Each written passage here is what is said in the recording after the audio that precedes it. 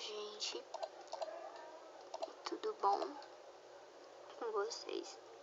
Hoje eu vou ensinar na primeira vez com voz, né?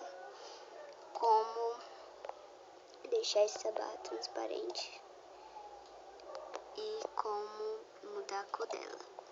Veja que tá azul, né? Só que é só no Windows 10. Porque vídeo para atualizar, eu atualizei. É um Windows bom, como eu já falei no outro vídeo. E então é bom. Primeiramente, para vocês, eu vou ensinar como mudar a cor da barra. Vocês vão vir em iniciar, né? Eu acho que é o nome disso.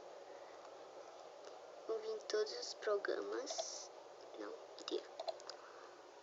Vão vir em configurações. Vão vir em personalização. E vão vir em cores. Aí daí só é escolher a cor que já vai ficar.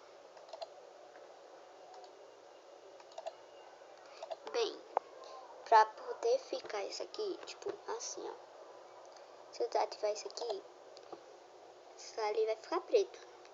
Ou outra cor, né? Não vai ficar a cor que você quiser, ó. Eu vou colocar várias e não vai. Tá vendo? Que não fica, só fica preto. Daí pra poder ficar a cor que você selecionou, você vai vir aqui na primeira, viu? Porque tem dois, aí no primeiro já vai ficar a cor que a gente quer. Deixa eu mudar aqui pra rosa. Apesar de eu não gostar de rosa, mas ó, já ficou, né? Eu vou deixar o meu azul mesmo.